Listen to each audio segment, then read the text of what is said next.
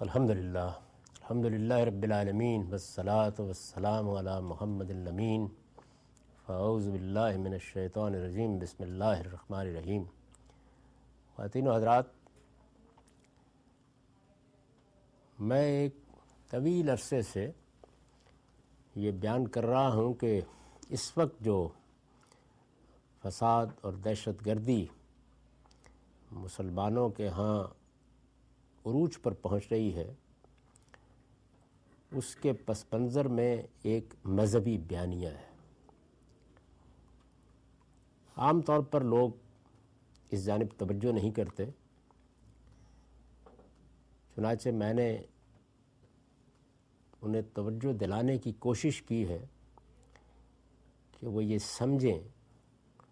کہ جب ایک شخص اپنی جان دینے کے لیے تیار ہو جاتا ہے، جب وہ دوسروں کی جان لینے کے لیے تیار ہو جاتا ہے،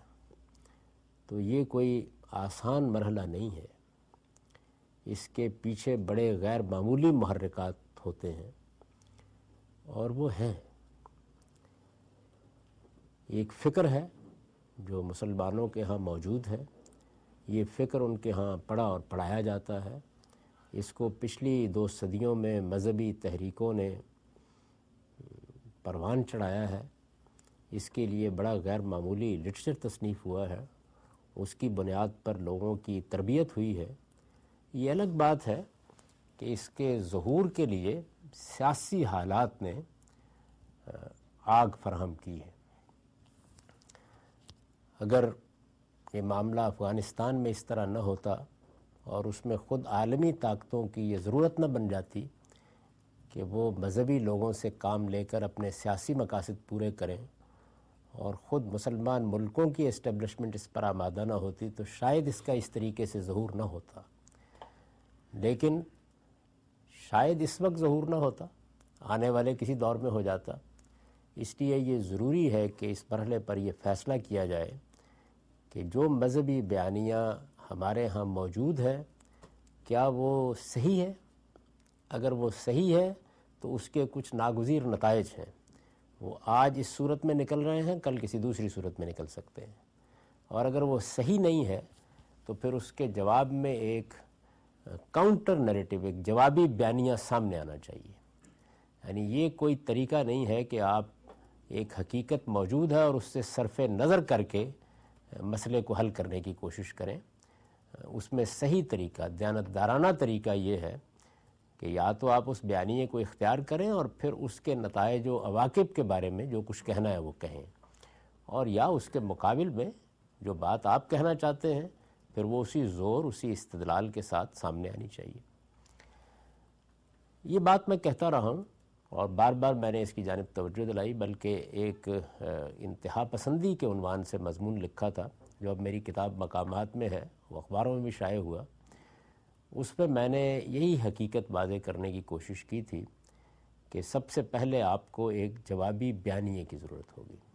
اور اس میں بہت اجمال سے یہ ذکر کیا تھا کہ یہ جوابی بیانیہ بہت سے مفکرین پیش کر چکے ہیں،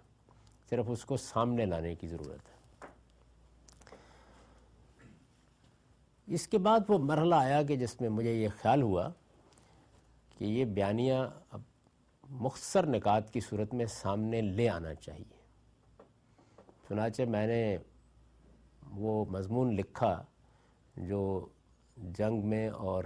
نیوز میں اردو اور انگریزی دونوں زبانوں میں شائع ہوا۔ اس وقت وہ مضمون میرے سامنے ہے، اسلام اور ریاست ایک جوابی بیانیہ۔ یہ اس کا عنوان بتا رہا ہے کہ میں اس بیانیے کو اس کے سارے استدلال سمیت رد کرتا ہوں جو اس وقت موجود ہے۔ اس کو میں صحیح نہیں سمجھتا۔ اس کے مقابل میں اسلام کا صحیح فکر کیا ہے میں نے اس کی بارہا توضیح کی ہے، لیکن اس وقت یہ ضرورت محسوس ہو رہی تھی کہ اس کو بھی بالکل متعین نکات میں لوگوں کے سامنے لے آیا جائے۔ یہ آپ کو معلوم ہے کہ جیسے ہی یہ مضمون شائع ہوا تو اس کے خلاف پورے ملک میں بہت بڑے پیمانے پر رد عمل بھی ہوا، اور اوپر سے لے کے نیچے تک اہل علم نے اس پہ تنقیدیں بھی لکھیں، اور اس کے بعد 4 مزید مضامین میں میں نے ان تنقیدوں پر بھی تبصرہ کیا۔ یہ بیانیہ جس کو میں جوابی بیانیہ کہہ رہا ہوں، یہ کیسے وجود میں آیا ہے، اس کا کیا پس منظر ہے،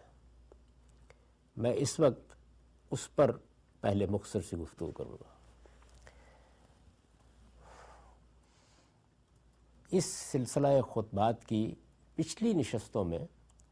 میں نے آپ کو یہ بتایا تھا کہ جس طریقے سے ہماری فقہ میں امام ابو حنیفہ، امام شافعی، امام مالک، امام احمد بن حنبل، جن کو ائمہ اربعہ کہا جاتا ہے، ان کو بڑی غیر معمولی حیثیت حاصل ہوئی، اسی طرح دین بحیثیت مجموعی کیا ہے، دین پورا کا پورا کیا ہے،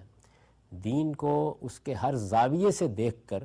اس کی ایک جامع تصویر کیسے پیش کی جائے، اس میں بھی ایسی ہی غیر معمولی شخصیات ہیں۔ اور میں نے عرض کیا تھا کہ اس میں سب سے پہلے امام غزالی ہیں، میں نے ان کے کام کا مختصر سا تعارف کرایا تھا۔ پھر امام ابن تیمیہ ہیں، ابن تیمیہ تنہا نہیں ہیں بلکہ ان کے شاگرد ابن قیم کو بھی ایک طرح سے ثانی اثنین کی سی حیثیت حاصل ہے۔ اور پھر تیسری بڑی شخصیت امام ولی اللہ ہیں، جن کے اثرات اس وقت ہندوستان کی تمام تحریکوں پر ہیں بلکہ اس سے باہر بھی موجود ہیں۔ اور آخری بڑی شخصیت مولانا سید ابو اللہ صاحب مودودی کی تھی، جنہوں نے ایک طرح سے ابن تیمیہ کی سلفی تعبیر کو ایک نیا آب و رنگ دیا، اور اس کے نتیجے میں ایک نئی تعبیر، بہت منظم تعبیر وجود میں آئی، جس کو اب ہم اسلام کی سیاسی تعبیر کہتے ہیں، اور جس سے جو کچھ نمودار ہوا ہے اس کو عام طور پر پولیٹیکل اسلام کہا جاتا ہے۔ تو ان چاروں شخصیات کا ایک مختصر سا تعارف میں نے کرایا تھا کہ یہ دین کو بحیثیت مجموعی کس طرح دیکھتے ہیں۔ مولانا سید ابو اللہ صاحب مودودی کا زمانہ ہی اگر لے لیا جائے تو آپ کہہ سکتے ہیں کہ اس میں جو کچھ ہمارے ہاں قدیم مذہبی فکر مختلف مراحل سے گزر رہا تھا، وہ ایک طرح سے اپنے کلمینیشن پر پہنچ گیا، یعنی منتشر افکار کی بجائے اس نے ایک باقاعدہ تعبیر کی صورت اختیار کر لی، اس کے تمام اجزاء اپنی جگہ پر ٹھیک بیٹھ گئے۔ اور اس سے پہلے کہ یہ مولانا سید ابو اللہ صاحب مودودی کے ذریعے سے ایک باقاعدہ تعبیر کے ساتھ سامنے آتا، وہ بڑے غیر معمولی انشا پرداز بھی ہیں، انہوں نے اس کو بڑے مؤثر اسلوب میں استدلال سے پیش بھی کیا ہے۔ علامہ اقبال جیسی شخصیت پیدا ہوئی، اور علامہ اقبال اگرچہ اس طریقے سے اس کو ایک منظم فکر میں تو نہیں ڈال سکے، یہ ان کا کام بھی نہیں تھا، لیکن آپ کہہ سکتے ہیں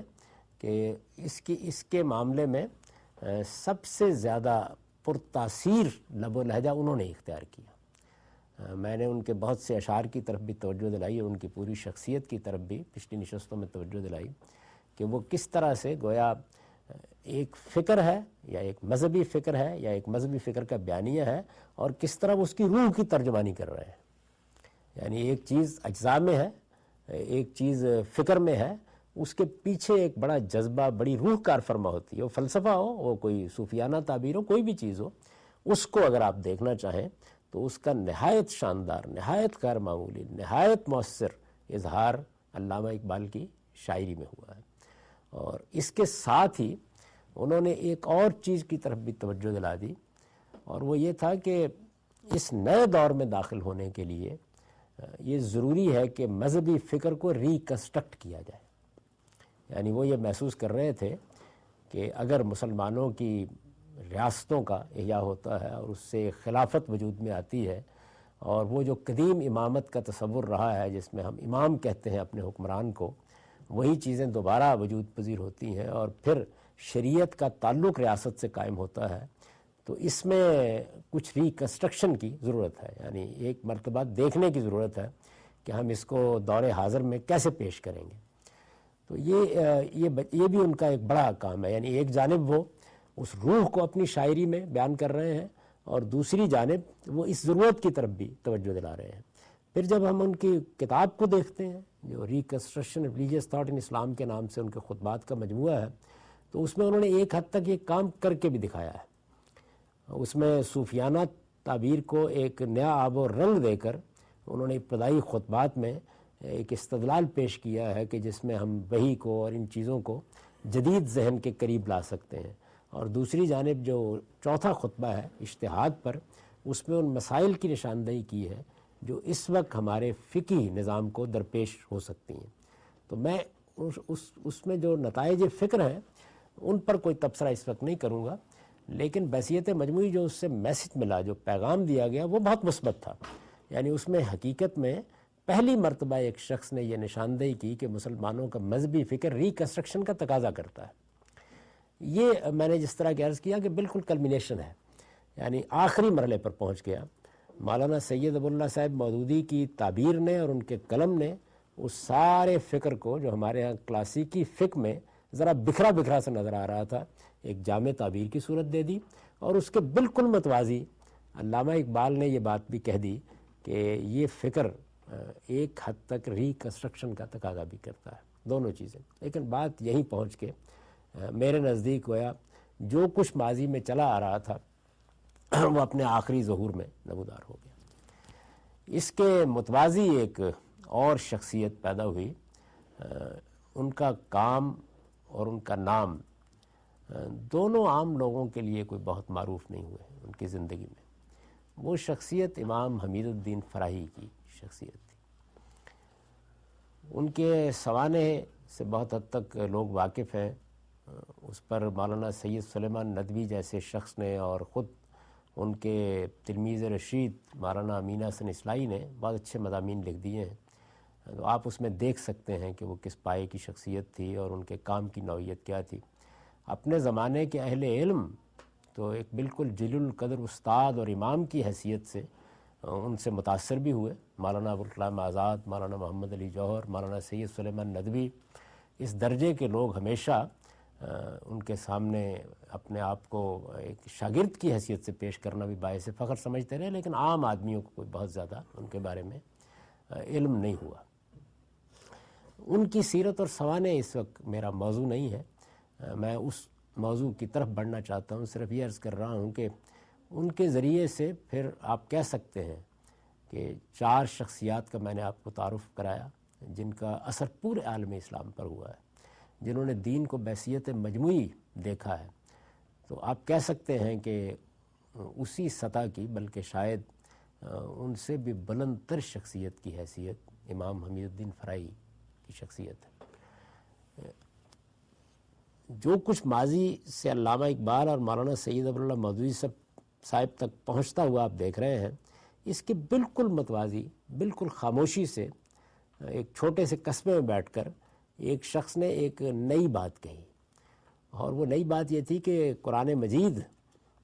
کو سمجھنے اور سمجھانے کا جو طریقہ اس سے پہلے رہا ہے، یہ طریقہ کچھ ٹھیک نہیں رہا۔ یعنی اچانک ایک نئی آواز سامنے آنے لگی اور اس میں قرآن مرکز و محور بن کے سامنے آیا۔ وہ خود بیان کرتے ہیں کہ جس زمانے میں وہ مدرسۃ الاسلام سندھ میں پڑھاتے تھے، کراچی میں تھے، تو اس وقت انہوں نے یہ خیال ہوا، اور اس خیال کا محرک یہ چیز بنی کہ عام طور پر قرآن مجید کو منتشر آیات ہی کے مجموعے کے طور پر لیا جاتا ہے،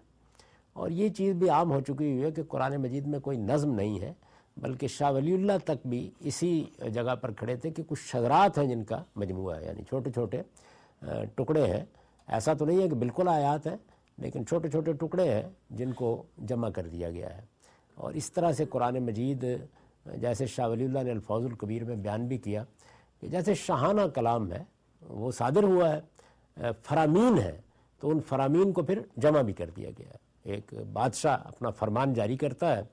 کبھی وہ ایک جملے کی صورت میں ہوتا ہے، کبھی وہ ایک پورے پیراگراف کی شکل میں ہوتا ہے، کبھی ایک مفصل تقریر بھی ہوتی ہے، پھر ان کو جمع کر دیا گیا ہے۔ اور اس طریقے سے انہوں نے وہ یہ کہتے ہیں کہ مجھے یہ خیال ہوا قرآن مجید اس طرح کی کتاب نہیں ہے۔ تو اس طرح قرآن مجید ان کے تدبر کا، ان کے غور و فکر کا محور و مرکز بننا شروع ہوا، اور مسلمانوں کی پوری تاریخ میں اس درجے میں قرآن مجید کسی شخص کی زندگی، فکر اور سوچ کا محور و مرکز بن جائے، یہ بہت کم ہوا ہے۔ اس کی بہت کم مثالیں ملتی ہیں۔ عام طور پر جو بہت بڑے بڑے علماء ہیں وہ بہت سے علوم پر کام کر رہے ہوتے ہیں، اس کے دوران میں وہ قرآن مجید کی تفسیر بھی لکھ دیتے ہیں، لیکن یہاں صورتحال یہ نہیں ہے. یہاں تو یوں سمجھ لیجئے کہ جیسے ساری دنیا سے منہ موڑ کر ایک آدمی قرآن مجید میں معتکف ہو گیا ہے. تو انہوں نے قرآن مجید کو مرکز بنا کر اس سے متعلق علوم پر بھی کام کرنا شروع کر دیا. اس کا جو نتیجہ نکلا وہ یہ ہے کہ قرآن مجید کو سمجھنے کا ایک بالکل نیا اسلوب سامنے آیا. یہ بہت منفرد اسلوب تھا. میں آپ سے عرض کرتا ہوں کہ میرا جب پہلی مرتبہ تعارف ہوا، میں بالکل اس سے واقف نہیں تھا. اس وقت میں ابھی کالج میں پڑھتا تھا اور پنجاب یونیورسٹی کی لائبریری ہمارے گورنمنٹ کالج کے قریب ہی ہے. اکثر میں وہاں بھی چلا جاتا تھا اور مجھے خیال ہوا کہ قرآن مجید کے بارے میں کچھ چیزیں دیکھنی ہیں. تو میں کیٹلاگ دیکھ رہا تھا تو اس میں ایک جگہ کے اوپر ایک کتاب کا نام سامنے آیا قرآن سے متعلق، اور اس میں یہ نام بھی کچھ مجھے تھوڑا سا اجنبی سا لگا. تو میں نے وہ چھوٹا سا رسالہ تھا نکلوا لیا اور اس کو میں نے وہیں کھڑے کھڑے، اگر کبھی پنجاب یونیورسٹی کی پرانی عمارت میں جو لائبریری کی عمارت ہے جانے کا آپ کو موقع ملا تو کیٹلاگ باکس جہاں پڑا ہوا ہے اس کے بالکل پاس ایک کھڑکی ہے، تو اس میں کھڑا ہو کے میں نے اس رسالے کو پڑھنا شروع کیا. وہ ایک بالکل نئی دنیا تھی. یعنی ایک چھوٹا سا رسالہ ہی بہت کافی تھا کہ وہ سوچنے کا ایک نیا انداز متعارف کرا دے. اس کے مقدمے میں یہ بیان کیا تھا بدر الدین اصلاحی نے، جنہوں نے اس کو ایڈٹ کر کے چھاپا تھا، کہ میں یہ اپنے طور پر ان کے رشات فکر کو جمع کر کے چھاپ رہا ہوں کیونکہ وہ شخص جو ثانیہ اثنین از ہما یتبدان بے اداب الامام الفرائی، یہی فقرہ تھا اس میں عربی زبان میں، کہ وہ دو میں سے دوسرا اس وقت یہاں موجود نہیں ہے. تو وہ دو میں سے دوسرے سے ان کا اشارہ تھا اصل میں میرے جلیل القدر استاذ امام امین احسن اصلاحی کی طرف. تو میں اسی وقت حقیقی معنی میں متعارف ہوا. اس سے پہلے اصل میں اصلاحی صاحب کا ذکر جماعت اسلامی کے حوالے سے زیادہ سامنے آیا تھا اور کچھ بہت میرے لیے قابل توجہ نہیں ہوا. یعنی اس لحاظ سے اگر دیکھیں تو مولانا سید ولی اللہ صاحب مودودی کی شخصیت بہت چھائی ہوئی محسوس ہوتی ہے. تو پہلی مرتبہ یہ ایک نیا زاویہ تھا ایک شخصیت کو دیکھنے کا میرے سامنے آیا. اور پھر اس کے بعد میں نے کئی مرتبہ بیان کیا ہے کہ میں پھر ان کی تلاش میں نکلا اور اس طرح 1973 میں میری ملاقات ہوئی اور پھر وہ وقت آیا کہ جس میں میں نے فیصلہ کر لیا کہ میں ان سے قرآن مجید پڑھوں گا. تو امام حمید الدین فرائی نے جو اصل کارنامہ انجام دیا وہ یہ ہے کہ قرآن مجید کی زبان اصل میں کیا ہے، اس کے بات کرنے کا اسلوب کیا ہے، اس کو اس خوبی کے ساتھ واضح کر دیا اور ایک ایسی نئی دنیا پیدا کر دی کہ جس کے بعد جو باقی سوالات تھے وہ آپ سے ختم ہونے شروع ہو گئے. یعنی جب آپ اس کی، میں ہمیشہ یہ کہتا ہوں کہ لوگ کہتے ہیں کہ انہوں نے قرآن مجید کا نظم دریافت کیا. میرا کہنا یہ ہے کہ انہوں نے قرآن مجید کی زبان اور قرآن مجید کے بات کرنے کا اسلوب دریافت کیا اور اس کا ایک بائی پروڈکٹ ہے نظم. اس کے نتیجے میں جو چیز بے نظم نظر آ رہی تھی وہ اصل میں آپ سے آپ نمودار ہو گئی کہ وہ تو ایک منظم کلام ہے، اس میں صورتوں کی کیا نوعیت ہے، اس میں اس کی باہمی ترتیب کیا ہے. یہ اگر آپ دیکھیں ان کے کام کو تو یہ اندازہ ہو جاتا ہے کہ یہ کتنا غیر معمولی کام ہے. لیکن اتنا غیر معمولی کام جس کو گویا ایک تاریخی بریک تھرو کہنا چاہیے، جس نے پورے کے پورے ماضی کو تبدیل کر کے رکھ دیا، یہ ایک دن میں پایہ تکمیل کو نہیں پہنچ سکتا. یعنی جب بھی اس طرح کا کوئی کام ہوگا وہ بہت وقت لیتا ہے. اس سے پہلے جو بڑے بڑے مفکرین ہیں جن کا میں نے آپ کو تعارف بھی کرایا، وہ ایک اسٹیبلش روایت میں کھڑے ہو کے کام کر رہے ہیں. بلکہ اگر آپ دیکھیں تو امام غزالی کوئی پہلے دن نہیں پیدا ہو گئے، اس سے پہلے بہت سا کام ہے جو مختلف علوم فنون پر، فقہ پر ہو گیا ہے، حدیث پر ہو گیا ہے، نحو پر ہو گیا ہے. اسی طریقے سے علم کلام کے بہت سے مدارس فکر وجود میں آ گئے ہیں، تو وہاں بھی ایک دن میں نہیں ہوا. پھر اس کے بعد احیاء وجود میں آئی ہے. یعنی ایک 3-4 صدیوں کا پس منظر ہے جس کے بعد جا کے احیاء وجود میں آئی. یہی صورتحال امام نے تیمیہ کیا اور باقی لوگوں کی بھی ہے. تو یہاں پر صورتحال یہ نہیں ہے کہ اس چین میں یا اس لائن میں امام حمید الدین فرائی بھی ایک بڑے اسکالر کی طرح کھڑے ہیں، اس پس منظر نہیں. یہاں ایک بالکل نئی دنیا وجود میں آ رہی ہے. تو اس وجہ سے اگر آپ ان کے یہاں دیکھیں تو ایک طرف وہ قرآن مجید کو محور و مرکز بنائیں اور دوسری طرف ان کو یہ محسوس ہو رہا ہے کہ اس میں تو جتنے علوم بھی مسلمانوں کے ہیں ان سب کے بارے میں زاویہ نظر تبدیل ہو جائے گا. یعنی جیسے ارسطو کی سائنس کی موت واقع ہو رہی ہو اور نیوٹن ایک نئی دنیا تخلیق کر رہا ہو یا آئنسٹائن ایک نئی دنیا تخلیق کر رہا ہو، تو اس میں جو کچھ ماضی میں موجود ہوتا ہے وہ بہت کم کام آتا ہے پھر. تو اس لحاظ سے یہ دیکھنا چاہیے کہ انہوں نے بالکل ٹھیک فیصلہ کیا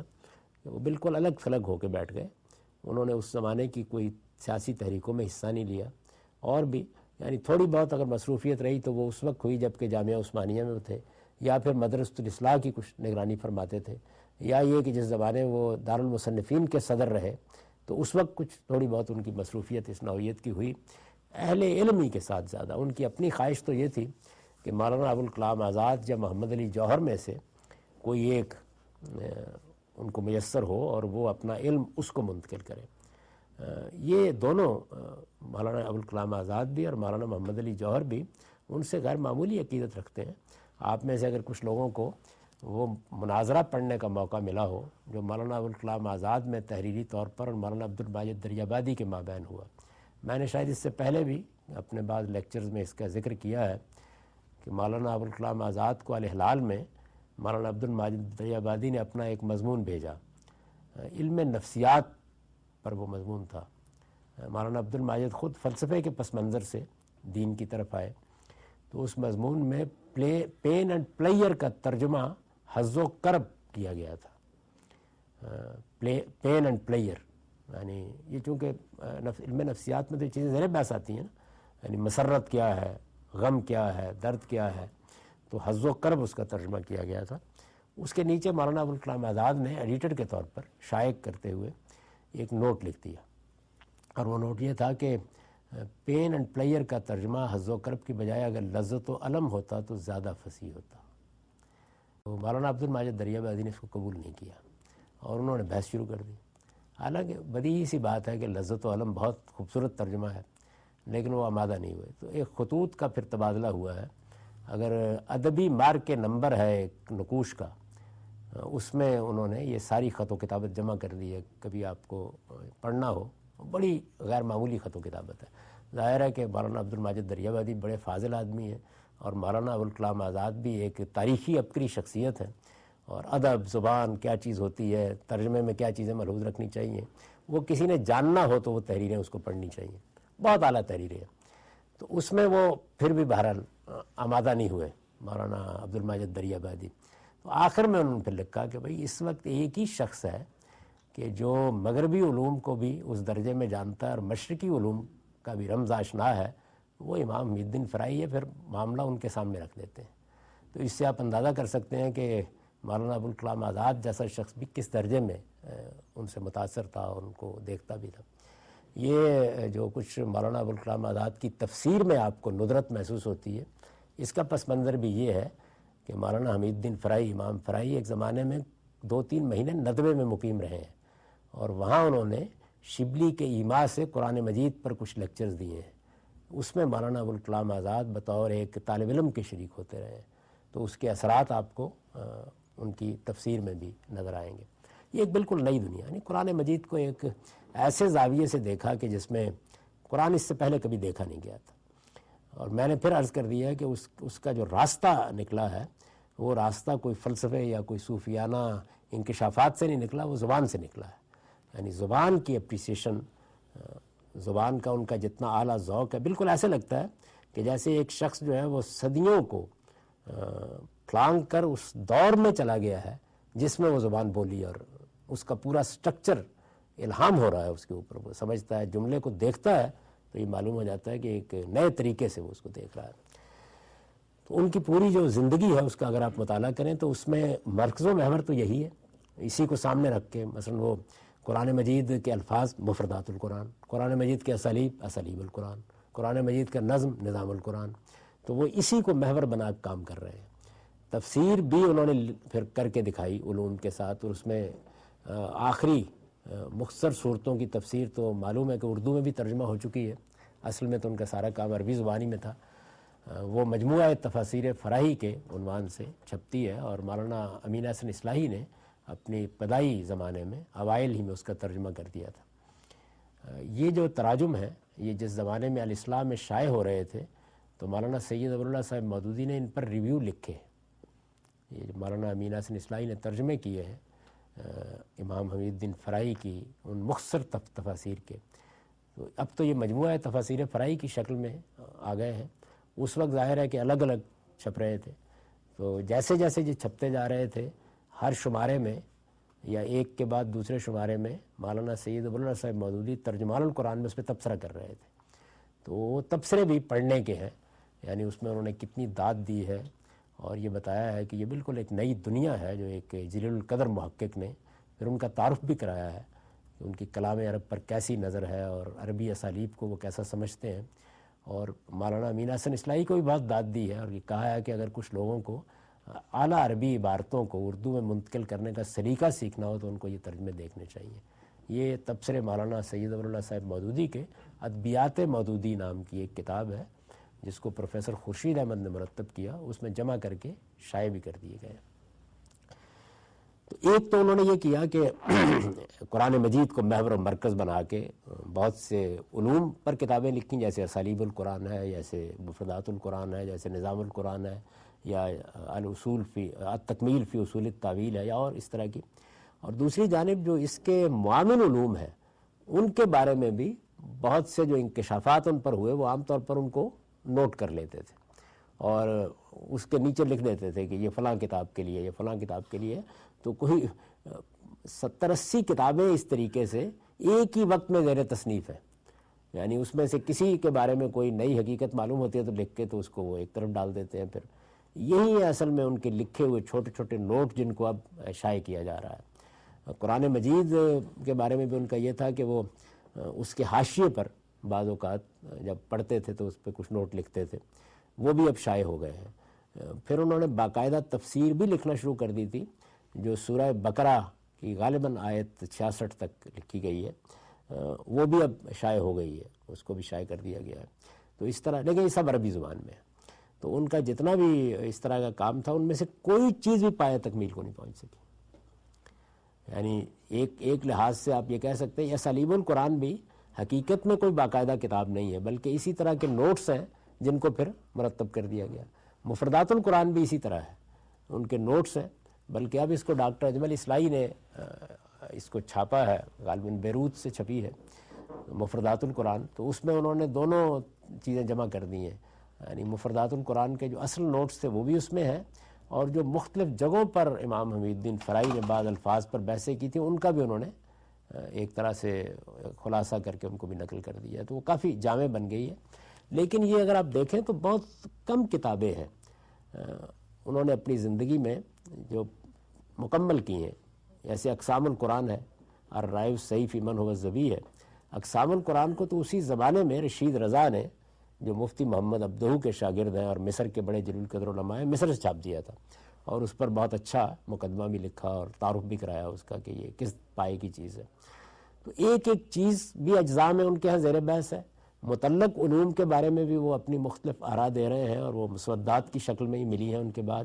اور دوسری جانب اس کو باقاعدہ موضوع بنا کر بھی اپنا کام کر رہے ہیں. اس کے نتیجے میں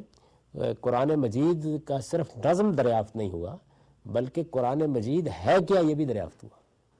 یعنی اب جب میں یہ کہتا ہوں کہ قرآن مجید ایک پیغمبر کی سرگزشت انذار ہے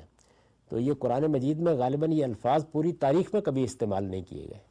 یہ حقیقت بھی اسی کام کے نتیجے میں نمودار ہوئی. انہوں نے قرآن مجید کو سمجھنے کا جو اسلوب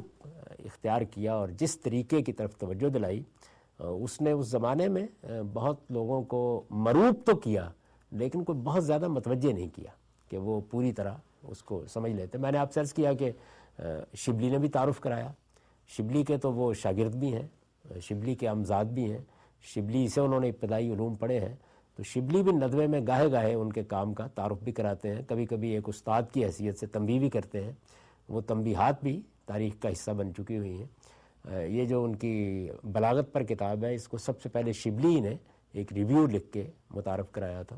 مولانا سید اللہ مودودی صاحب نے بھی بہت سے ریویو لکھے. اور پھر اگر کبھی آپ دیکھیں تو تفہیم القرآن میں بہت کم ایسا ہوا ہے کہ اپنے معاصرین کا نام لے کے مولانا سید ابواللہ صاحب مودودی کوئی تنقید کریں، لیکن سورہ فیل کی تفسیر میں امام فرائی کی رائے پر انہوں نے نام لے کے تنقید کی ہے اور وہاں پر بھی بہت شاندار الفاظ میں پہلے ان کا تعارف کرایا ہے کہ وہ کس درجے کی شخصیت ہے اور پھر یہ بتایا ہے کہ میں ان کی اس رائے سے اتفاق نہیں رکھتا، اور اپنا نقطہ نظر انہوں نے بیان کیا۔ تو یہ انہوں نے کیا۔ اب اس کے نتیجے میں دیکھیے نتیجے کے طور پر کیا ہو سکا، اور میرے خیال کے مطابق یہی ہو بھی سکتا تھا۔ زیادہ عمر انہوں نے نہیں پائی، ان کو کچھ مثانے کی تکلیف تھی، اسی میں ان کا ایک آپریشن ہوا اور وہ متھرا میں دنیا سے رخصت ہو گئے۔ اور مولانا امین احسن اصلاحی کبھی کبھی سنایا کرتے تھے کہ جب مجھے اطلاع ملی کہ ان کا آپریشن کامیاب نہیں ہوا تو میں وہاں گیا، ڈاکٹر حفیظ صاحب ان کے بہت عزیز دوستوں میں سے تھے، انہوں نے آپریشن، اس وقت کبھی یہ ٹیکنالوجی بھی اتنی ترقی یافتہ نہیں تھی، بہت سی چیزیں تھیں۔ تو جب میں کمرے میں داخل ہوا تو انہوں نے کہا کہ امین آ گئے، تو وہ یہ کہتے تھے کہ مجھے محسوس ہوا کہ اس وقت میرے نام کو اس کے معنی کے لحاظ سے استعمال کیا انہوں نے، اور بس اس کے 1-2 دن کے بعد وہ دنیا سے رخصت ہو گئے۔ کوئی 7-8 لوگوں نے ان کا جنازہ پڑھا، متھرائی میں قبر تھی، نہ کسی کو معلوم ہوا کون آیا تھا، کون دنیا سے چلا گیا۔ تو ان کا جتنا بھی کام تھا اس میں ایسا نہیں ہوا کہ پورے کے پورے قرآن مجید پر کام ہو گیا ہو، یہ بھی نہیں ہوا۔ بہت جگہوں کے اوپر انہوں نے اپنی آراء دے دیں، جیسے میں نے عرض کیا سورہ بقرہ کے کچھ حصے کی تفسیر بھی لکھ دی، کچھ تفاسیر جو آپ اس وقت دیکھتے ہیں مجموعہ تفاسیر فرائی میں چھوٹی صورتوں کی تفاسیر بھی آ گئیں، بہت سے علوم فنون پر بھی اپنی رائے دے دی۔ لیکن یہ یوں سمجھ لیجئے کہ جیسے ایک بڑا بریک تھرو ہو گیا ہے، بس یعنی اس کی بنیادیں پڑ گئی ہیں، ابھی اس کو بڑا سفر طے کرنا تھا۔ یہ معلوم ہے کہ ان کے آخری 5 سال تھے جس میں انہوں نے یہ دیکھ کر کے ابوالکلام آزاد اور محمد علی جیسے لوگ تو سیاست کی نظر ہو گئے اور اب ان سے کوئی توقع نہیں رکھی جا سکتی، تو مدرسے کے اندر ایک غیر معمولی صلاحیت کے نوجوان کی حیثیت سے امین احسن کا انتخاب کیا۔ اور پھر وہ کہتے ہیں کہ میں گیا وہاں پہ تو اس وقت میں مدرسے سے فارغ ہو کر مدینہ اخبار کا ایڈیٹر ہو چکا تھا، تو انہوں نے مجھ سے کہا کہ آپ ایڈیٹری کرو گے یا ہم سے قرآن پڑھو گے؟ تو وہ بیان کرتے تھے کہ میں نے کہا کہ آپ قرآن پڑھائیں تو ایڈیٹری کیا چیز ہے، تو بس میں نے فیصلہ کر لیا کہ میں چھوڑ کے ان کے پاس آ جاؤں گا۔ تو اس طرح گویا آخری 5 سال مولانا امین احسن اصلاحی کو ان کے پاس، آپ اندازہ نہیں کر سکتے کہ 90-92 سال کی عمر میں بھی مولانا امین احسن اصلاحی جب ان کا ذکر کرتے تھے تو ان کی کیفیت کیا ہوتی تھی، یعنی وہ ایسے لگتا تھا کہ جیسے اس وقت مولانا امین احسن اصلاحی خود ایک جلیل القدر عالم اور ایک بڑی شخصیت ہوتے ہوئے بالکل اپنے بچپن میں، وہ علامہ اقبال کے وہ اشعار یاد آتے تھے مجھے کہ علم کی سنجیدہ گفتاری، بڑھاپے کا شعور، صحبت مادر میں طفل سادہ رہ جاتے ہیں، ایسی کیفیت کا احساس ہوتا تھا۔ اور وہ بہت یعنی آواز بدل جاتی تھی، انداز بدل جاتا تھا، بالکل ایک دوسری کیفیت، اور ان کے واقعات سناتے تھے۔ اور بڑی کاش ان یادگار مجلسوں کو ان کیمروں میں منتقل کیا جا سکتا جب وہ اس کے بارے میں سناتے تھے، ایک تصویر کھینچ دیتے تھے اس کی۔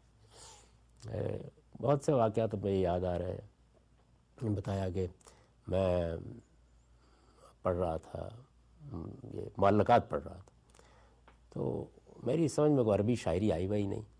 تو میں نے کچھ تبصرے کرنے شروع کر دیا۔ ان کا مزاج تو اسی طرح کا تھا، تو بہت سے اساتذہ نے جا کے ان کو بتایا کہ آپ کے شاگرد امین احسن، وہ تو کہتے ہیں کہ عربی شاعری بھی کوئی شاعری ہے، پتہ ہی نہیں چلتا کہ محبوبہ کی تعریف ہو رہی ہے کہ اونٹنی کی تعریف ہو رہی ہے۔ تو یہ جملہ ان تک پہنچا تو وہ کہتے ہیں کہ انہوں نے کہا کہ نہیں، ان کو عربی شاعری سمجھائی نہیں گئی ہوگی۔ تو کہتے ہیں کہ مجھے بلایا انہوں نے، تو کہتے بھائی بتایا، میں نے کہا کہ مجھے تو ایسے ہی لگتا ہے، کچھ سمجھ میں نہیں آتا کہ محبوبہ کی تعریف ہو رہی ہے کہ اونٹنی کی تعریف ہو رہی ہے۔ تو ہلکا سا مسکرایا اور کہنے لگے کوئی شعر پڑھو۔ تو انہوں نے کہتے ہیں کہ وہ بس ایسے ہی جب انہوں نے اچانک فرمایا تو میں امرؤ القیس کے معلقے کا پہلا شعر پڑھ دیا، کفا نب کے من ذکرہ حبیبی و منزلی،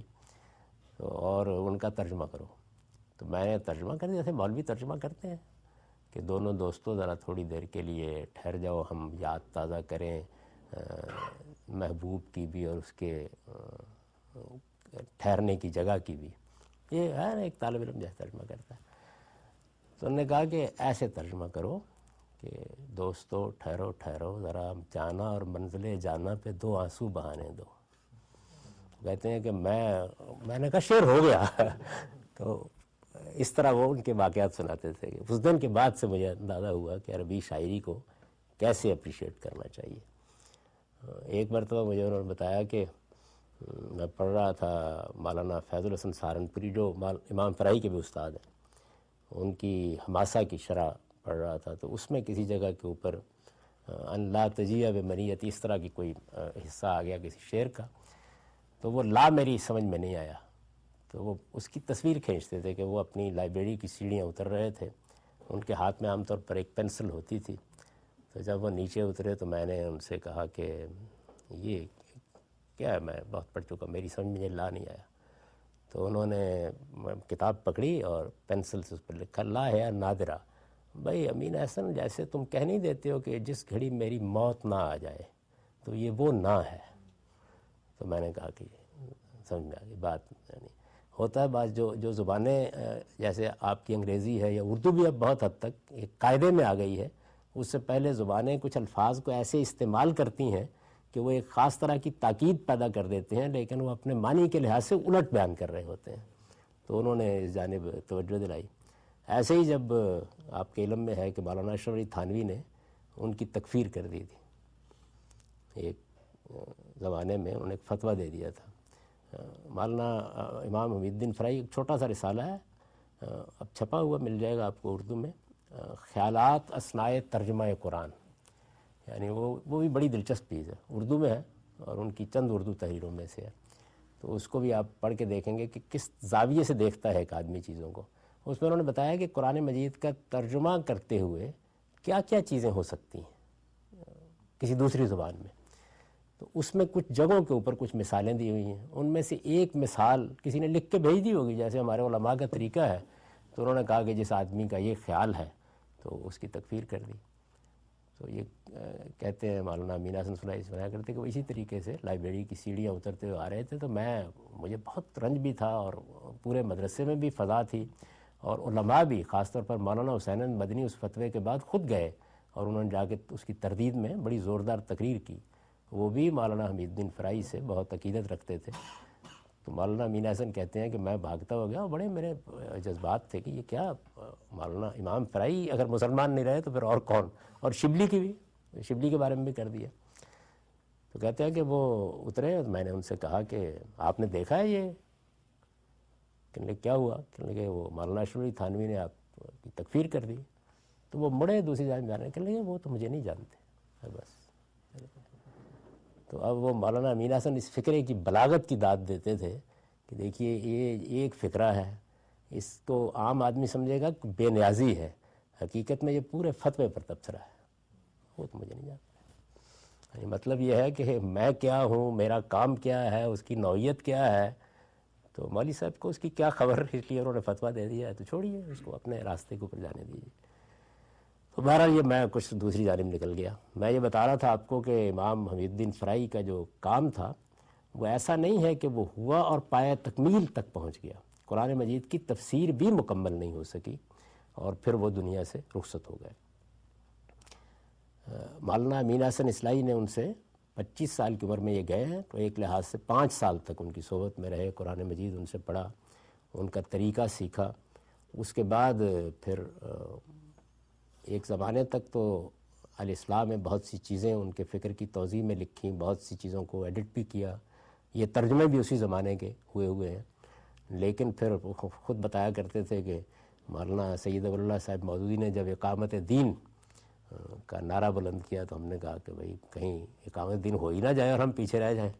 ازرائے تفنن کہا کرتے تھے، وہ ایک پوری داستان ہے جس کے تحت پھر وہ آ گئے پٹھان کوٹ میں، اور کوئی 15-16 سال ان کے اس طرح سے گزرے۔ وہ خدا کا بڑا کرم ہوا کہ اس میں ایک تنظیمی سا اختلاف بڑھتے بڑھتے وہاں پہنچ گیا کہ جہاں وہ الگ ہو گئے، اور یہ خدا کا غیر معمولی کرم تھا، ورنہ تدبر قرآن موجود نہ ہوتی، حقیقت یہی ہے۔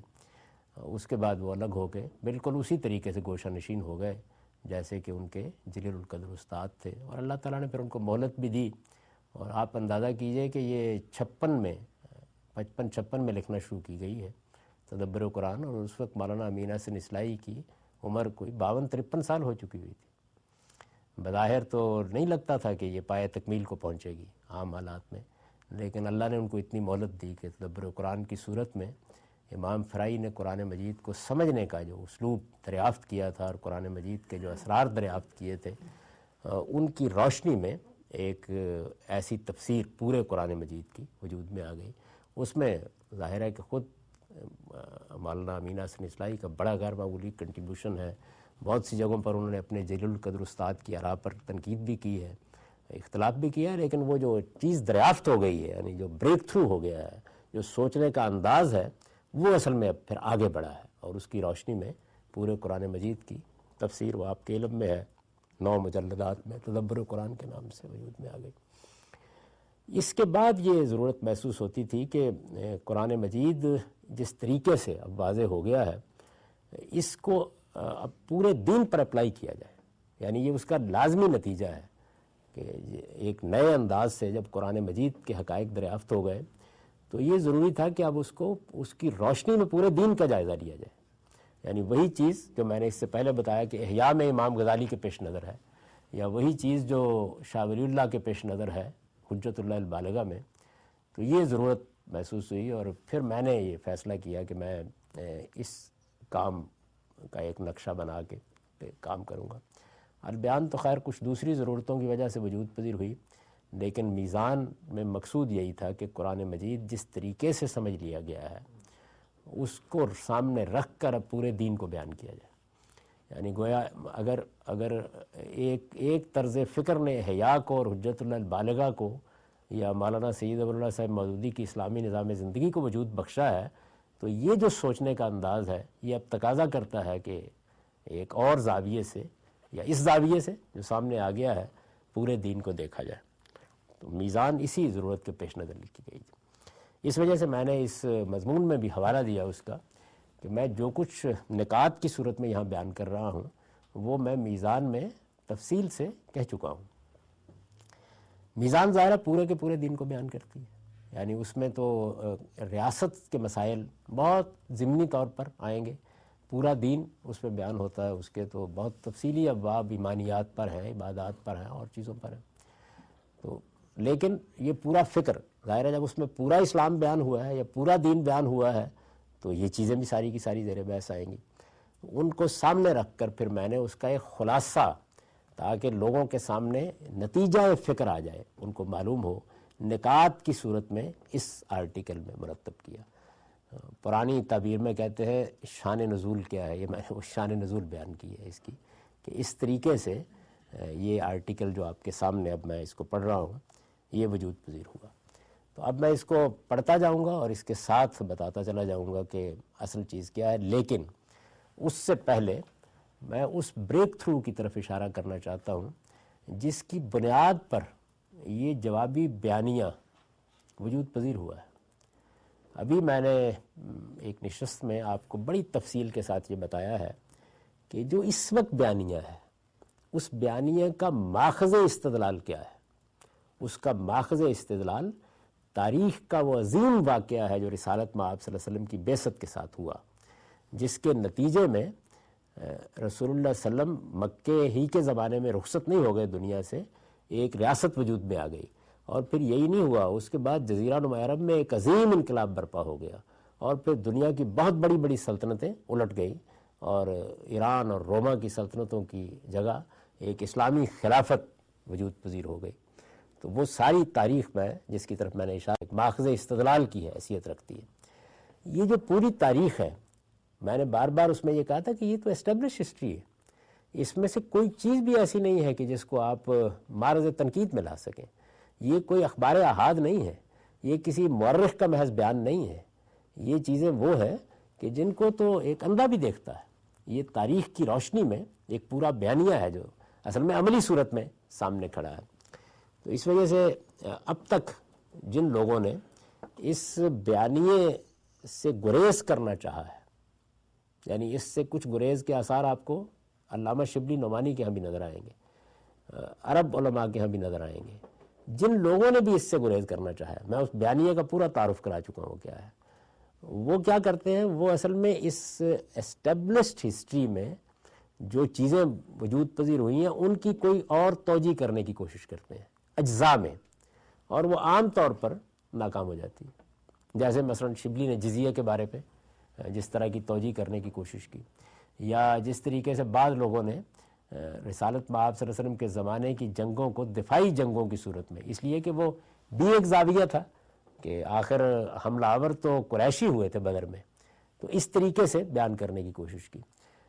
اس طرح کی بہت سی آپ کو اس پچھلی صدی ڈیڑھ میں ملیں گی چیزیں، لیکن وہ جتنی چیزیں ہیں وہ اصل میں اس حقیقت سے ٹکرا کے واپس آ جاتی ہیں۔ وہ اجزاء میں کسی چھوٹے موٹے پہلو کے کسی دوسرے چیز کی طرف اشارہ تو کر دیتی ہیں، لیکن اس پورے بیانیے کو چیلنج کرنے کے لیے یہ ضروری ہے کہ یہ حقیقت ناقابل انکار ہے میرے نزدیک کہ ایسا ہی ہوا ہے جیسے میں نے آپ سے بیان کیا ہے۔ تو پھر یہ ایسا ہوا ہے تو جو اس کے نتائج نکل رہے ہیں، جس سے وہ بیانیہ ترتیب پا رہا ہے، جس کو میں موجودہ مذہبی فکر کا بیانیہ کہتا ہوں، تو اس کا انکار کیا ہی نہیں جا سکتا۔ یعنی جب آپ اس کے اس ماخذ استدلال کو تسلیم کر لیتے ہیں تو پھر اس کا انکار ممکن نہیں رہتا۔ اور جو عام طور پر اس پر تنقیدیں کی جاتی ہیں وہ جزوی تنقیدیں بنیادی طور پر، اس میں کسی ایک واقعے کے ذریعے سے کوئی چیز آپ تھوڑی سی مشتبہ کر سکتے ہیں زیادہ سے زیادہ، لیکن وہ پوری طاقت سے پھر نمودار ہو جاتا ہے۔ تو میں یہ عرض کر رہا تھا کہ جو بریک تھرو ہوا امام حمید الدین فرائی کے ذریعے سے، وہ اگرچہ امام حمید الدین فرائی صاحب کے ہاں آپ کو بہت پریسیجن سے نظر نہیں آئے گا، وہ بکھرا بکھرا سا محسوس ہوگا، مختلف جگہوں پر اس کے آثار نظر آئیں گے۔ اسی طریقے سے وہ میرے جلیل القدر استاذ امام امین حسن اصلاحی صاحب کے ہاں بھی چونکہ اپلیکیشن سے عمل سے نہیں گزرا تو اس وجہ سے وہ نظر آ رہا ہوگا آپ کو، لیکن اس پریسیجن کے ساتھ ایک باقاعدہ چیز بن کر، ایک قانون بن کر نظر نہیں آئے گا۔ تاہم اس کی پدا وہیں سے ہوئی ہے۔ یعنی آپ اگر امام فرائی کی تفاسیر پڑھیں یا ان کی بعض اور تحریریں پڑھیں تو آپ اب جب کہ میں نے اس کو بالکل پریسائز کر دیا ہے، ایک بالکل قانون بنا دیا ہے، اس کے اطلاقات دکھا دیے ہیں، اب جب آپ دیکھیں گے تو آپ سمجھ لیں گے کہ یہ وہی بات ہے جو کہی جا رہی ہے، لیکن وہاں اس صورت میں آپ کو نظر نہیں آئے گی۔ اچھا، اور بعض اپلیکیشن کی چیزوں میں اتنی پریسائز بھی نہیں ہوگی، یا بعض جگہوں کے اوپر یہ محسوس ہوگا کہ کچھ چیزیں اس کے نقیض بیان ہو رہی ہیں۔ تو یہ میرے نزدیک ابتدا میں ایسا ہوتا ہے، یا آپ کسی بھی آپ سقراط کو بھی پڑھیں گے تو وہ ایسے ہی محسوس ہوگا آپ کو کہ جب کوئی شخص ابتدا کر رہا ہوتا ہے تو اس میں چیزیں اتنی زیادہ پریسائز، اتنی زیادہ واضح، اتنی زیادہ متعین ابھی ہوئی نہیں ہوتی۔ تینوں مراحل سے گزر کر ہی ایک چیز متعین ہوتی ہے۔ یعنی پہلے تو یہ ہے کہ جہاں سے وقف کی گئی پورا کانٹینٹ ایکسپلین ہو جائے۔ میں نے عرض کیا کہ وہ پورا کانٹینٹ بھی ان کی زندگی میں ایکسپلین نہیں ہوا، یعنی وہ تو اس پورے کو بھی نہیں کر سکے، اس کے کچھ حصے ہیں جو ان کی زندگی میں ہوئے۔ دوسرا یہ ہے کہ پورے کانٹینٹ کی ایکسپلیشن کے بعد اس کو آپ عملاً اپلائی بھی کرنے کے عمل سے گزر جائیں، کیونکہ بہت سی چیزیں ہیں جو آپ اپلائی کرتے ہیں، اس کا انطباق کرتے ہیں، اس وقت واضح ہونا شروع ہوتی ہیں یا وہ پریسیجن میں آتی ہیں۔ تو یہ عمل مولانا امین حسن اصلاحی کی زندگی میں بھی اس طریقے سے نہیں ہوا، بلکہ جماعت اسلامی کے زمانے میں جو تحریریں ان کے قلم سے نکلیں ان میں آپ کو بہت زیادہ اثر نظر آئے گا قدیم فکر کا۔ یعنی بعض جگہوں کے اوپر تدبر و قرآن اور ان کی وہ تحریریں بھی آپ کو متوازی کھڑی محسوس ہوتی ہیں۔ تو بہرحال اب تو ایک پریسیجن میں ہے، تو اس وجہ سے آپ اس کے آثار وہاں دیکھ سکتے ہیں۔ وہ بنیادی چیز، معاف کیے، وہ بنیادی چیز کیا تھی؟ وہ بنیادی چیز یہی تھی کہ یہ جو واقعہ ہوا ہے، یہ عظیم واقعہ جس میں رسالت مآب صلی اللہ علیہ وسلم کی بعثت ہوئی، اور جس میں ہجرت کے بعد ایک ریاست وجود میں آئی، جس میں جزیرہ نما عرب پر ایک غلبہ قائم ہوا، جس میں اس کے بعد پھر روما اور ایران کی سلطنتیں الٹ گئیں، جس میں سیدنا ابوبکر صدیق نے کچھ اقدامات کیے۔ یہ جو واقعہ بھی ہوا بطور واقعہ تو ایک حقیقت ہے، لیکن جیسے ہی قرآن مجید کو اس کے نظم کے اندر رکھ کر دیکھا گیا، یعنی قرآن مجید کی زبان کو اپریشیٹ کرنے، اس کے اسالیب کو سمجھنے کی کلید دریافت ہوئی، اس سے ایک نیا ذوق پیدا ہوا۔ اس کے بعد جب قرآن کو اس کی روشنی میں رکھ کے دیکھا گیا اور اس سے قرآن مجید اپنے نظم کے ساتھ نمودار ہوا، تو ایک حقیقت میں پھر کہوں گا کہ اس کا بائی پروڈکٹ ہے، وہ بھی پوری طرح واضح ہو کر سامنے آ گئی کہ یہ واقعہ حقیقت میں کسی دین یا شریعت کا ظہور نہیں ہے۔ یہ جو واقعہ ہوا ہے، واقعہ تو ایسے ہی ہوا ہے، یہ اللہ تعالیٰ کی اس سنت کا ظہور ہے جس کے تحت وہ اپنے پیغمبروں کو بھیج کر دینونت برپا کرتے ہیں۔ یعنی میں نے چونکہ اس کی بہت توضیح کی ہے اپنی زندگی میں، کتابوں میں بھی کی ہے، اپنی تقریروں میں بھی کی ہے، تو میں یہاں اس پہ زیادہ وقت نہیں لوں گا۔ یعنی میں یہ گزارش کر رہا ہوں کہ جیسے قرآن مجید کی زبان کی جو اپریسیشن امام حمید الدین فرائی کیا ہوئی، زبان عربی ہے قرآن کی، سب لوگ عربی جانتے ہی ہیں، عربی ایک زندہ زبان کے طور پر موجود ہے،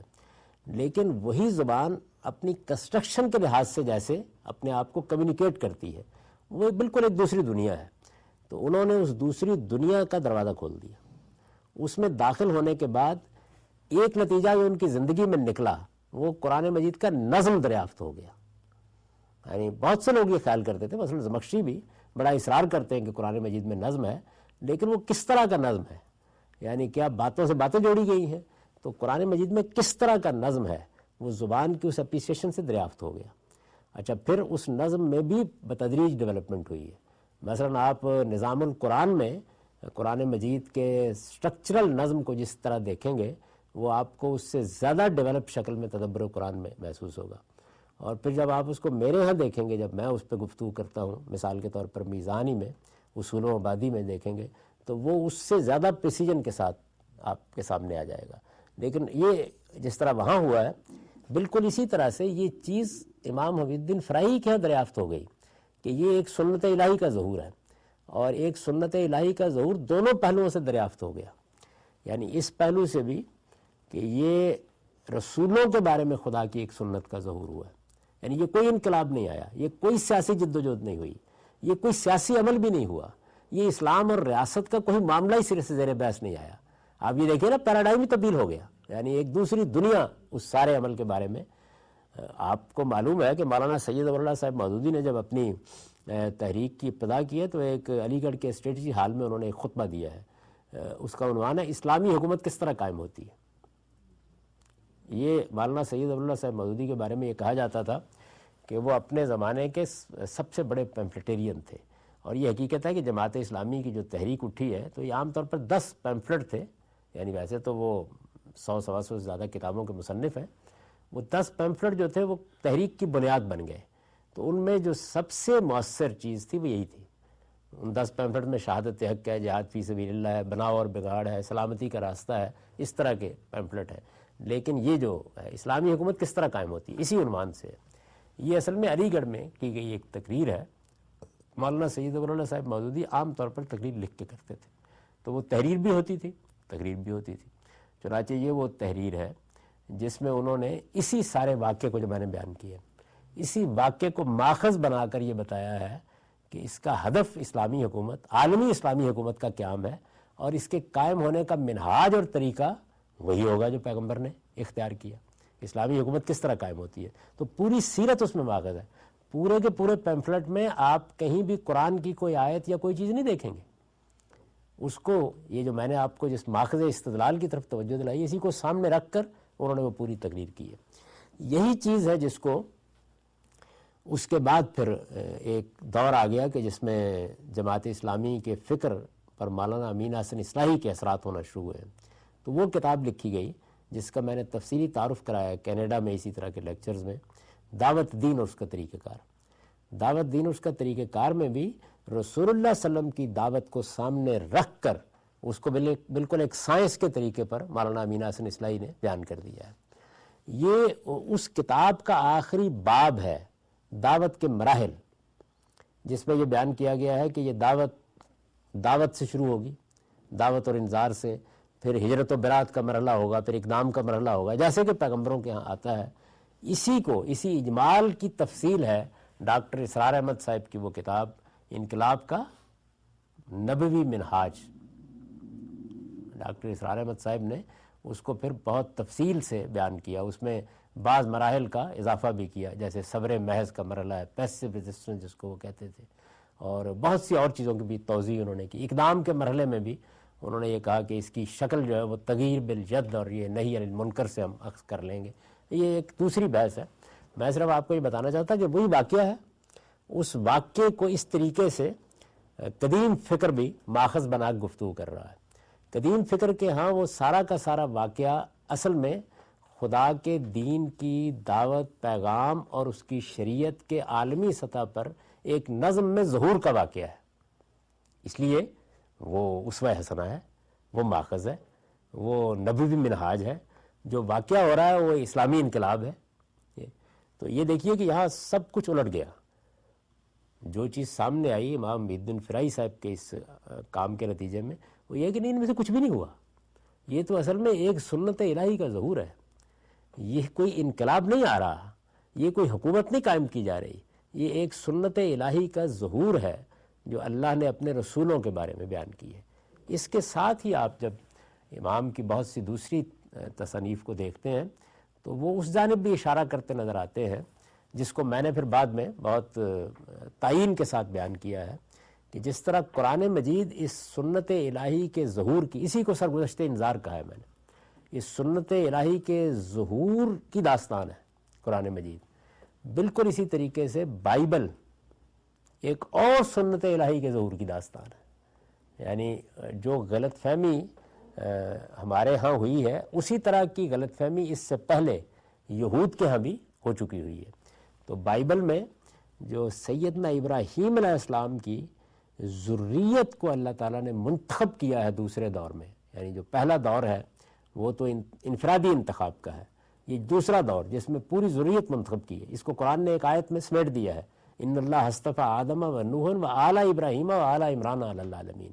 یعنی ہم نے جس طریقے سے آدم اور نوح کا انتخاب کیا ایسے ہی پھر پوری آل ابراہیم کا انتخاب کر لیا۔ تو آل ابراہیم کے بارے میں خدا کا خصوصی قانون، بائبل اصل میں اس کی سرگزشت ہے ساری کی ساری، اور قرآن مجید محمد الرسول اللہ بعثیت رسول جو جس مشن پر معمور ہے اس کی سرگزشت ہے۔ تو اس طریقے سے واقعہ وہی ہے، واقعہ میں سے کسی چیز کا انکار نہیں ہے، واقعہ ایسے ہی پیش آیا ہے، واقعہ حقیقت میں ماخذ استدلال بنا ہے تو غلط نہیں بننا ہی تھا، لیکن جب امام فراہی نے قرآن مجید کا یہ راز کھول دیا کہ وہ کیا چیز ہے، وہ کیا بات بیان کر رہا ہے۔ عام طور پر آپ قرآن مجید کا تعارف اگر پڑھے پرانے لوگوں کے ہاں تو آپ کو کوئی اس کا شائبہ بھی نظر نہیں آئے گا، یعنی وہ قرآن مجید کے اندر جو ہدایت ہے اس کو نمایاں کر دیں گے، جو انسان کو قرآن مجید مخاطب کر کے بات کہنا چاہتا ہے اس کو نمایاں کر دیں گے، یعنی اس طرح کی چیزیں نمایاں ہوں گی۔ قرآن مجید اپنی ذات میں ہے کیا چیز؟ ایک پیغمبر کی سرگزشت انذار، ایک سنت الہی کے ظہور کی داستان، اللہ تعالیٰ کی ایک خاص سنت کا ظہور ہوا ہے، اللہ تعالیٰ نے ایک انسانوں کے ساتھ معاملہ کیا ہے، اس معاملے کا ظہور ہوا ہے۔ اسی طریقے سے ذریت ابراہیم کا انتخاب کر کے ایک ظہور ہوا ہے، اس ظہور کی سرگزشت بائبل ہے، پوری کی پوری سرگزشت ہے وہ بھی، یعنی اس کے اندر وہ کتابیں بھی آ گئی ہیں جو اس سارے عمل کے دوران میں نازل ہوئی ہیں، اور اس کی تاریخ بھی پوری بیان ہو گئی ہے۔ وہ ظاہر ہے کہ یہود نے بیان کی ہے، وہ ایک تاریخ کے اندر خرابیاں بھی ہیں، غلطیاں بھی ہیں، وہ اس وقت موضوع بحث نہیں، لیکن بائبل کو اس زاویے سے نہیں پیش کیا گیا اس سے پہلے۔ تو اس کے نتیجے میں اصل میں واقعہ وہی رہا، لیکن وہ اب ماخذ استدلال نہیں ہو سکتا، اس لیے کہ وہ کوئی انقلاب کا عمل ہی نہیں ہے، وہ اسلامی شریعت کے کسی حکم کا نفاذ ہی نہیں ہے، وہ سرے سے کوئی مذہبی عمل جو مجھے اور آپ کو کرنا ہے وہ ہے ہی نہیں، وہ تو خدائی عمل ہے، یعنی وہ اپنی ذات میں ایک خدائی عمل ہے جو اس موقع کے اوپر ہوا ہے، اور ہوا اس طریقے سے ہے، یعنی ہوتا تو ہمیشہ رہا ہے، نوح کے معاملے میں بھی ہوا، لوط کے معاملے میں بھی ہوا، سب کے معاملے میں ہوتا رہا ہے، یہاں ہوا ذرا مختلف طریقے سے ہے، تو اس وجہ سے اس کو سمجھنے میں غلطی لگی لوگوں کو۔ آپ یہ کہہ سکتے ہیں کہ اس میں مکمل طور پر اصل میں سوچنے کا وہ انداز ہی تبدیل ہو گیا، بنیادی یہاں ہوا ہے۔ میں نے اسی وجہ سے آپ کے سامنے اس ماخذ استدلال کو پورا رکھ دیا ہے، مجھے اب اس کے اوپر سوائے اس کے کچھ کہنے کی ضرورت نہیں ہے کہ وہ سب ایسے ہی ہے،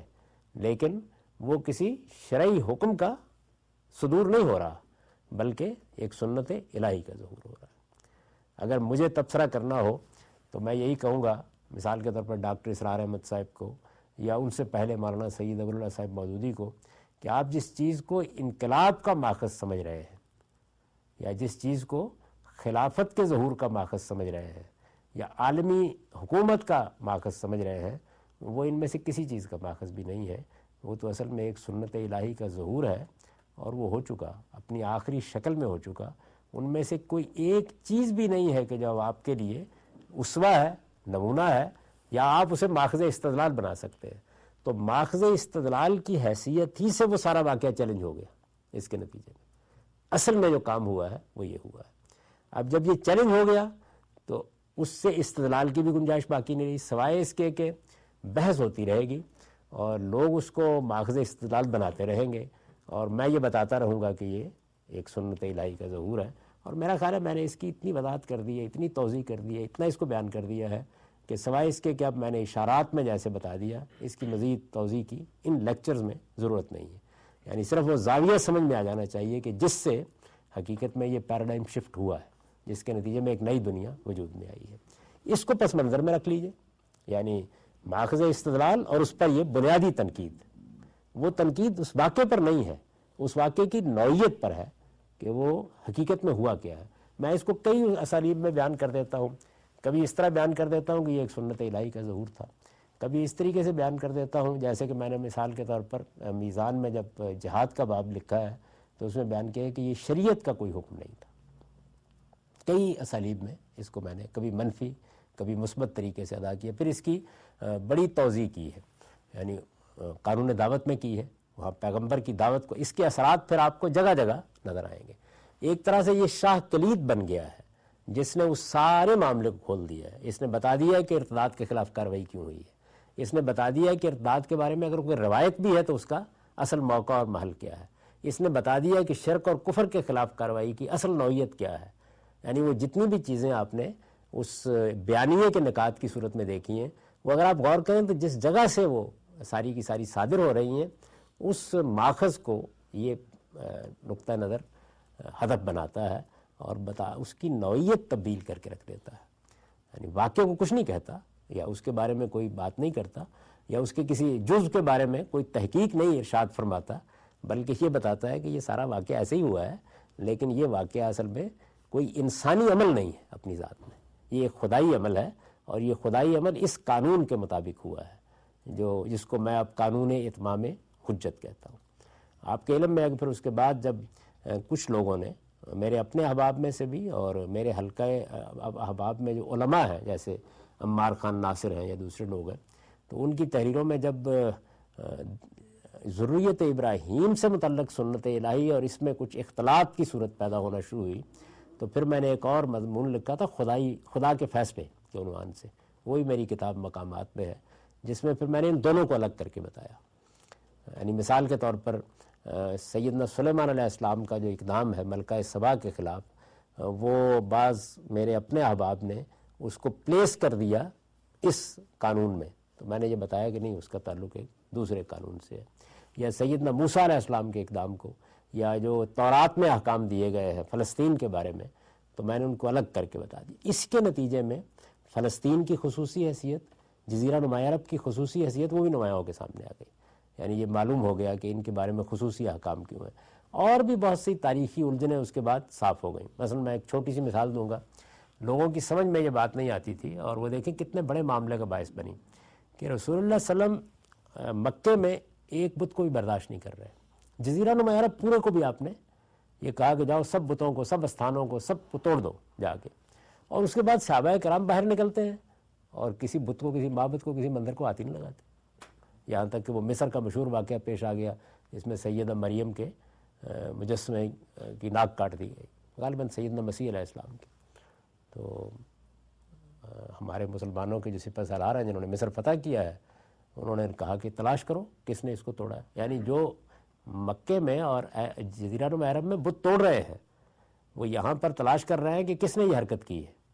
اور جب وہ نہیں ملا تو مجمع سے نکل کے کہا کہ اس کے قصاص پہ میں اپنی ناک پیش کرتا ہوں. یعنی یہ ایک ہی دور میں دو رویے جب سامنے آ گئے، تو اس سے آپ اندازہ کر سکتے ہیں کہ وہ کتنے واضح ہیں اس معاملے میں. حالانکہ وہ یہ کام وہاں کر کے آئے ہیں جزیرہ نما عرب میں. تو اس طرح بے شمار چیزیں جو تھیں وہ اپنی صحیح جگہ کے اوپر آ کر بیٹھ گئی، اور یہ معلوم ہو گیا کہ ان کی نوعیت یہ ہے. یہ میں نے ایک اجمالی طریقے سے آپ کو یہ بتایا ہے کہ یہ جوابی بیانیہ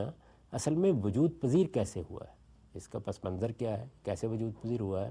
اور اب یہ اپنی موجودہ شکل میں کیسے سامنے آ گیا ہے. تو اس کے بعد کچھ بہت زیادہ ضرورت نہیں ہوگی علمی استدلال کو واضح کرنے کی. پھر کچھ جزوی چیزیں ہیں جن کی مجھے تشریح اس کو پڑھاتے ہوئے کرنی ہوگی. میں یہ چاہتا ہوں کہ اس سے پہلے آپ کوئی سوالات اب تک اس سارے پس منظر پر ہوں تو ان کو کر لیں، تاکہ پھر آگے بڑھتے ہوئے ان کی تکرار کی ضرورت نہ پڑے. اقول و قولی ھذا واستغفر اللہ لی ولکم ولسائر. نبی اور رسول کا فرق سب سے پہلے مولانا اصلاحی. جی مولانا امام فرائی کے ہاں یہ اس فرق کے ساتھ نہیں نمایاں ہوتا. وہاں وہ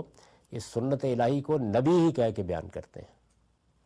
انہوں نے بیان کی ہے سنت. ہاں بالکل بیان کی، دونوں بیان کی ہیں. یعنی جو ذریت ابراہیم کے بارے میں خصوصی سنت ہے اس کو بھی بیان کیا ہے، لیکن آپ کو وہ ایسے نہیں ملے گی بیان ہوئی وہاں پہ. مثال کے طور پر قرآن کی کسی آیت کی تشریح کرتے ہوئے وہ ایک جملہ لکھ دیں گے کہ جس میں وہ کہیں گے کہ یہ اصل میں بنی اسرائیل کے لیے خصوصی قانون کا ظہور ہے، اس طرح کی بات. قرآن کا نظم اور اسالیب حمید الدین فرائی صاحب نے اس کی اپریسیشن یا کوئی ریکگنیشن ہوئی out side of sub continent? ابھی تو اس کا تعارف بھی نہیں پہنچا لوگوں تک، لیکن اب میرا خیال یہ ہے کہ لوگ توجہ کر رہے ہیں، بس زیادہ یہ کہا جا سکتا ہے. مغربی دنیا کو تو سب سے پہلے غالباً مستنصر میری نے متعارف کرایا. انہوں نے اسی موضوع پر پی ایچ ڈی کی اور طبع طبائی کی تفسیر کا، سید قطب کی تفسیر کا، تفہیم القرآن کا تقابل تدبر قرآن سے کر کے بتایا کہ وہ نظم جس کو نظم کہا جاتا ہے وہ ہے کیا اصل میں. تو ایک پہلا تعارف تو ایک لحاظ سے مغربی دنیا میں، اس سے پہلے میرے علم میں نہیں ہے کہ کسی نے کرایا ہو، لیکن اب بہت سے لوگ ہیں یہ بیان کر رہے ہیں. تو اب تک جو اس قسم کے متضاد واقعات ہسٹری میں ملتے ہیں کہ بھی وہاں بت توڑ رہے ہیں اور یہاں پہ آ کے دفاع کر رہے ہیں، اس کو ہمارے جو علماء ہیں وہ کیسے اس کو ڈیفائن کرتے رہے ہیں کہ وہ کیا وجہ کیا تھی اس میں؟ ان کے ہاں جو عام طریقہ ہوتا ہے رسول اللہ کے زمانے میں جب ان کو یہ صورت پیش آ جائے تو وہاں عام طور پر وہ ناسخ و منسوخ کے اصول پر چیزوں کو واضح کرتے ہیں. یعنی مثال کے طور پر اگر ان کو یہ مسئلہ پیش آ گیا کہ مکے میں تو اللہ تعالیٰ کہہ رہے ہیں درگزر کرو، اب تو درگزر سے کام لو، کوئی جواب بھی نہیں دیا جا رہا، مسلمانوں کو کہا جا رہا ہے کفو ہے دیکھ عمر القتال، تو اس طرح کی چیزیں ہیں، تو وہ اس کو کریں گے کہ اب یہ آیات جو ہیں یہ منسوخ ہو گئی ہیں مدینے میں آ کے. تو رسول اللہ صلی اللہ علیہ وسلم کے ہاں جب اس طرح کی چیزیں ہوں گی تو عام طور پر وہ ناسخ و منسوخ میں اس کو بیان کرتے ہیں. بعد کے زمانے میں جب یہ ہوتی ہیں تو اس کو پھر وہ مستثنیات میں بیان کرتے ہیں جو مصلحت مسلمین کو سامنے رکھ کے اختیار کی گئی، عام طور پر ایسا کرتے ہیں. یعنی اگر کہیں بحث کرنی پڑ جائے ورنہ صرف نظر کر لیتے ہیں. تو اسی وجہ سے دیکھیے نا کہ وہ بامیان کے جو بت تھے وہ صحابہ کرام کے زمانے، صحابہ کرام پہنچے ہیں وہاں پہ، اس وقت سے لے کے کسی نے نہیں چھیڑا ان کو. لیکن یہ جس وقت یعنی طالبان کے ہاتھ میں حکومت آئی تو اب کیا ہوا ہے، وہ بیانیہ جس کا میں نے آپ کو تعارف کرایا ہے وہ بیانیہ اب پوری طاقت کے ساتھ سامنے آیا ہے، تو پھر وہ ہدف بنا ہے. ابھی بھی داعش کے بارے میں آپ دیکھیے کہ وہاں پہ بہت سے اس طرح کے آثار کو وہ ختم کر رہے ہیں، جیسے نمرود جو مشہور شہر تھا اس کے آثار ہیں اور اس طرح کی بہت سی چیزیں. ان کے پاس آپ جائیں گے تو وہ یہ کہیں گے کہ یہی بات تو رسول اللہ نے جزیرہ نما عرب میں کہی تھی. ایسا یہ رسول کی سرگزشت انذار اور سنت الہی کے ظہور یہ دونوں ایک ہی استعارہ ہیں، ان میں کوئی ایک ہی چیز ہے. یعنی سنت الہی کا ظہور جب ہوا تو اس کے نتیجے میں اللہ نے کیا کیا، ایک رسول کو بھیج کر اتمام حجت کیا. اس اتمام حجت کے مختلف مراحل تھے، ان سے گزر کر جب نوبت وہاں پہنچ گئی کہ اب خدا اپنا فیصلہ سنائے تو وہ فیصلہ سنایا گیا. تو سنت الہی جس شکل میں ظاہر ہوئی وہ اصل میں ایک زاویے سے دیکھیے یعنی اللہ تعالیٰ کے زاویے سے تو اس کی سنت کا ظہور ہو رہا ہے، اور اگر آپ اس کو اس کے ظہور کے لحاظ سے دیکھیں تو ایک رسول یہ سارا کام کرتا ہوا نظر آ رہا ہے. نظم قرآن کے بارے میں جس طرح آپ نے بتایا کہ حمید الدین فرائی صاحب نے اس کی بالکل ایک نئی شکل دی، تو لیکن ایسا بھی نہیں ہے کہ بالکل پایا جاتا یہ نظم قرآن کے بارے میں، مطلب اسلامی تاریخ جو ہے. بہت لوگ ہیں نظم کے وہ یعنی پہلے قائلین میں سے نہیں ہیں. نظم پر تو باقاعدہ تفسیریں موجود ہیں اس سے پہلے. سیوطی ہے، زمخشری بہت جگہ جگہ توجہ دلاتا ہے. قرآن میں نظم کیسا ہے یہ دریافت ہی نہیں ہو سکا. ہے کیسا نظم، وہ جب تک قرآن کی زبان اس کے اسلوب کی یہ دنیا دریافت نہ ہوتی وہ دریافت ہو نہیں سکتا تھا، ممکن نہیں تھا. تو امام فرائی کا کارنامہ یہ نہیں ہے کہ انہوں نے یہ بتایا کہ قرآن میں نظم ہے، یہ تو بہت لوگ مانتے تھے. قرآن میں کیسا نظم ہے.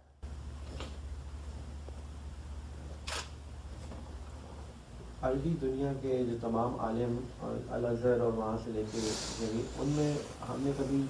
کوئی ریسرچ ایسی نہیں ملتی جس میں اس نظم کے بارے میں ایٹ لیسٹ بحث کی گئی ہو کہ کیسا ہے. ابھی کوئی بہت، یہ ویسے مجھ سے زیادہ بہتر جانتے ہوں گے، मेरा नहीं ख्याल कि कोई ऐसी चीज़ अभी है। अगरचे मुतारफ़ हो गए थे, या मैंने कहा बताया कि अक़सामुल कुरान को सबसे पहले रशीद रज़ा ने छापा है, जो ज़ाहिर है कि उस वक्त आलम अरब के सबसे बड़े आलिम थे। लेकिन फिर ये खुसूसियत जो है ना अरब दुनिया में भी जिक्र होता है। मतलब मैंने बहुत से ऐसे आर्टिकल पढ़े हैं, सऊदी अरब के उलमा भी या जो दूसरे उलमा हैं वो जो है ना वल्लज़ी अरसल रसूलहू ये वाली आयत या जो दूसरे नबी करीम सल्लल्लाहु अलैहि वसल्लम की खुसूसियत हैं वो उसको जिक्र करते हैं बाकायदा। ऐसा नहीं है कि इमाम फराई का जिक्र भी होता है बहुत सी जामियात में, दूसरी जगहों के ऊपर, लेकिन अभी को उस तरीके से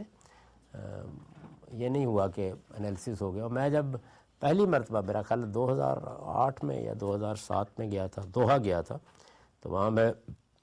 डॉक्टर यूसुफ करज़ावी साहब से मिलने के लिए यूनिवर्सिटी में गया। तो यूनिवर्सिटी में जो अदबियात और अरबी अदब के शोबे के सरबराह थे उनसे भी मुलाकात की मैंने। तो वो उन्हें बड़े शौक़ से जब मालूम हुआ उनको कि मैं मौलाना अमीन हसन का शागिर्द हूँ, तो मौलाना फराई का जिक्र करते हैं, उनका मैंने उनकी किताबें पढ़ी हैं। तो इस तरह है, लेकिन अभी पूरी अप्रिसिएशन नहीं है। वो तो मैं आपसे अर्ज़ कर रहा हूँ कि जो लोग उनसे मुतारफ़ हो गए और जो उनका गैर मामूली एहतराम के साथ जिक्र करते हैं, जैसे मौलाना अबुल कलाम आज़ाद हैं या मौलाना सैयद अब्दुल्ला साहब मौदूदी हैं, वो भी वो ऐसा नहीं था कि चीज़ें बिल्कुल आखिरी दर्जे में पहुँच गई उनके ज़माने में। वो भी असल में उनके पूरी मेथोडोलॉजी को अप्रिशिएट नहीं कर सके कि वो क्या चीज़ है। उनको भी जो रोशनी महसूस हो रही है वो एक गैर मामूली शख्सियत का जो इल्म है, जिस दर्जे में वो चीज़ों को देखते हैं या जहाँ से देखते हैं उसमें महसूस हो रही है। अभी नतायज उस तरीके से मुतासर नहीं कर रहे लोगों को। मैंने मौलाना सैयद अब्दुल्ला साहब मौदूदी से पूछा ये अपने तालिब इल्मी के ज़माने में, तो मैंने कहा कि आपने बहुत उनके तारीफ़ की, उनकी रिव्यू किया, तो आप उनका जो नज़म का तस्वर है, तो उन्होंने कहा कि मेरा अपना एक नज़म का तस्वर है, वो मैंने तफ़हीमुल कुरान में वाज़ेह कर दिया।